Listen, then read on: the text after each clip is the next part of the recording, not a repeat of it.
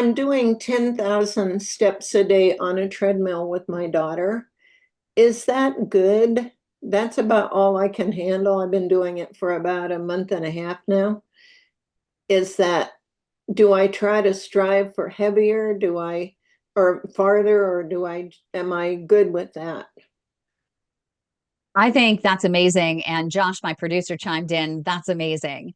It's it's really up to the individual, and it's something that you need to discuss with your doctor in terms of what are your goals, what should you be striving for, where are you at right now, and what's realistic for you, and how much should you push it, what's the health of your heart, what's your blood pressure like. There are a lot of factors that go into determining, how far, how fast you should be going. But my question for you is, 10,000 steps in how long? Are you spending 30 minutes? Usually doctors try and figure out how far you can go and how long. 4 times 25 minutes. And the first 20 on my treadmill, I do at 1.5.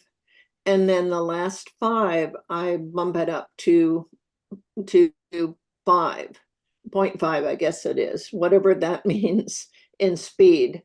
So So I'm it she sounds like you are walking an hour every day. yeah, well, actually 25, 50. My math is terrible, Nat. Oh, 25 wait.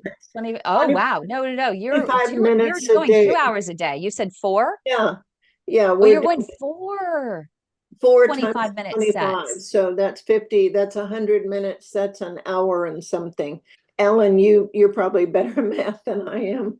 But anyway, so we do it like in the morning, in the afternoon, around dinner time, and again 7 o'clock-ish or so. So, but I had a really bad day yesterday, and I don't know why. It just occasionally it comes on. Not much I can do. Take a Motrin and hope it goes away. Mhm. But we see Dr. Minkus next Monday, not this coming Monday, but the following Monday. It'll be the first time I've seen him since he said there was nothing that could be done. So I'll wait and see. But I also have an Apple Watch, and it checks my heart rate and everything as I go. And that's all been great. No problem at all there. Oh, that's fantastic. And the fact that you're doing 4 different sets of 25 minutes is a really good thing. The other indicator that you want to pay attention to is, what is your claudication time? Dr. Anita Dubois, who is a vascular surgeon at Mass General in Massachusetts, she has done a lot of research on walking as medicine. And one of her um, focuses is on the claudication time. Claudication time is the time between the onset of your pain and how much you can push through that pain to stop. What is that time in between there?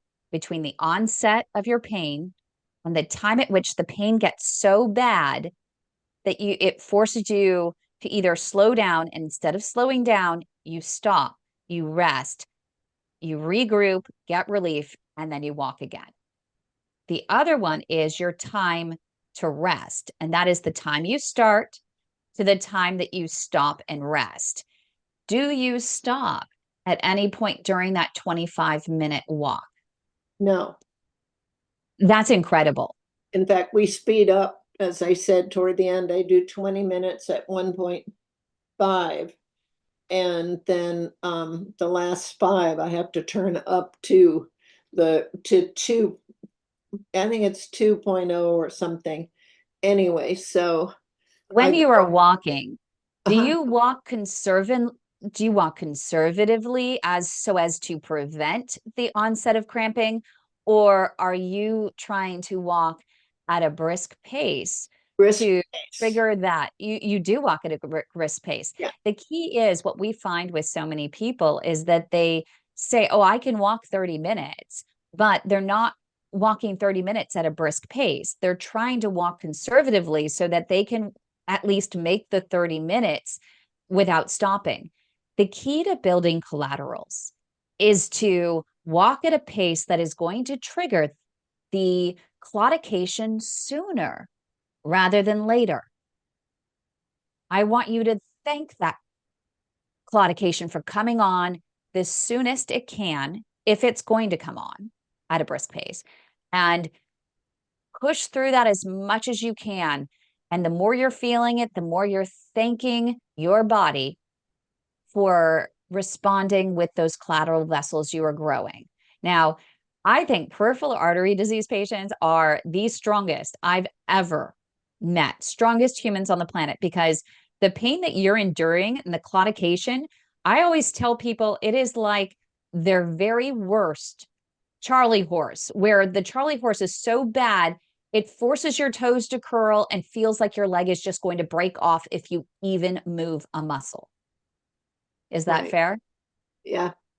I don't have the severe pain I did for 4 years when I was trying to find doctors, chiropractors, laser, anything.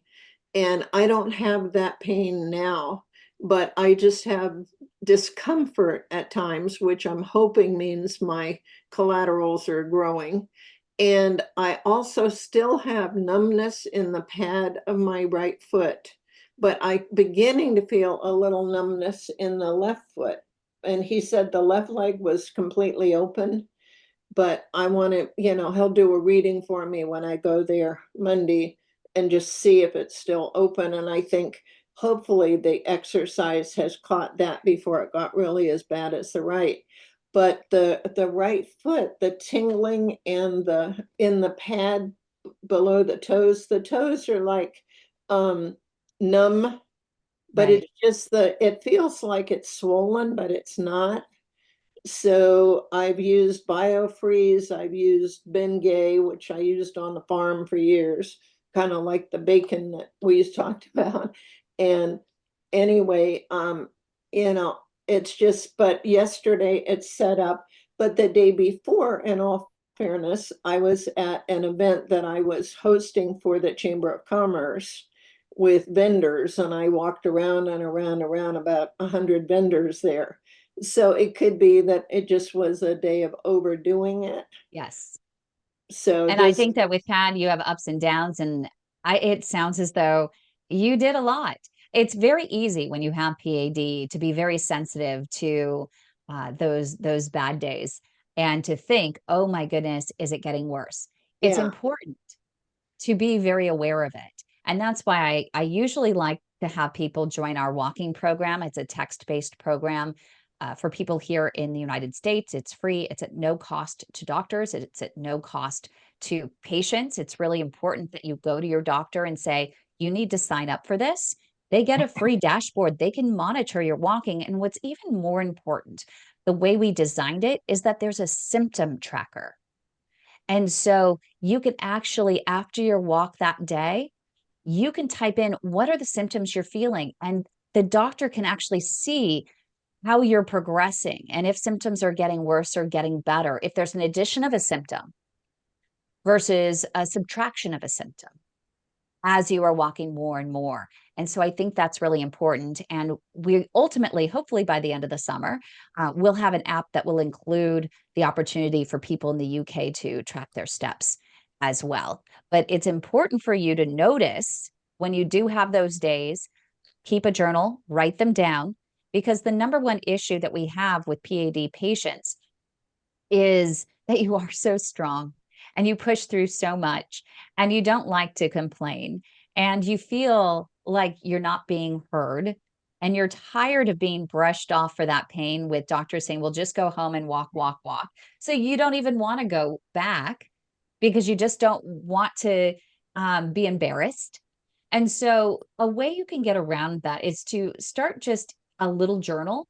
And I don't care. You can text me every single day, email me every day. I'll put it into, we have a new EMR system that's HIPAA compliant. And if you want me to put something into a chart and track things for you, I am happy to do that. We have a team of PAD navigators that are happy to do that for you and help you to keep track. And so when you're ready to go see your doctor, we can actually send you an email with a list of all of those milestones or potential complications that you might have had over the past month or 2 months or longer. Thank you. So good for you for paying attention to it. But I think in your case, I am so proud of you, Nancy. I've been with you from the very beginning. And I for those of you who don't know, she was on deck for amputation just in January. And this is amazing how far she's come. And it's possible to persevere with PAD. You got to set your mind to it. And I always say that PAD becomes a job. It's a job. You have to be able to work at it. But if you work at it, the payoff is amazing. And the fact that you can hopefully keep, your legs attached.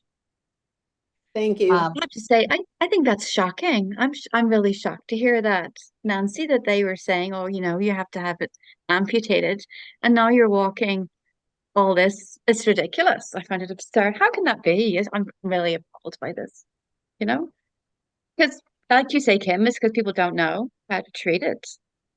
But what an awful There thing. are a What a lot of terrible patients. situation you were put in. Goodness. There are a lot of patients that, don't walk, can't walk, don't know how to walk. A question I get a lot from patients, and I hear it a lot, is how is it possible to walk through this pain? They just don't know. They think they're going to injure themselves if they walk through the pain. If you get a muscle cramp, a normal muscle cramp, you can risk tears and things like that. Like, that's what we're trained, right? When we're younger, oh, you got a muscle cramp, make sure you hydrate, rest, and don't do it. But Stop with now. peripheral artery disease, it's a little bit of a different cramp, right? It's a blood flow issue. And so when you know it's a blood flow issue and you can tell the difference, you got to push through. And I have people that tell me, oh my gosh, why did my doctor not tell me? What the doctors are saying is, go ahead and walk when you feel the pain, stop and rest, and then walk again. No, a few minutes, stop. You know the drill, It's right? nothing, right? Well, it's If you- nothing, isn't it? It's nonsense, You're like, okay, I can walk to the end of the garden and stop. What's that? That's nothing, isn't it? Huh? I So can't you even gotta walk through the walk. car park. It's ridiculous. Yeah. So, Exactly. yeah, but Not to the point where you're going to, you got to know the difference. And for each person, it's different. That's why it's tough. There's no real rule of thumb. I mean, I always say, if the cramping gets to the point that you think you need to slow down, that's my indicator. Then you stop, because slowing down is not going to do any good. You just stop, rest, get back on the horse. But you don't want to walk through so much pain that is forcing you to clench your teeth and tighten your shoulders, and because then you're creating new problems. We actually had a good friend of mine crack his tooth because he was pushing through the pain so much, and he didn't realize that he was grinding his teeth as he was walking. Oh, and he was committed. He did a great job. He's actually avoided procedures for a couple of years, and it's been amazing to see him persevere. But he probably didn't need to push to the point to where he's clenching his teeth. So be very conscious and take it with a grain of salt. Like, make sure, what's right for someone else is not necessarily right for you. So make sure you're pushing it to a point for, that's tough for yourself, but that you're not tensing up and that you're not grinding your teeth, but just using the indicator, hey, the pain is bad enough, I think I need to slow down, and then instead stop.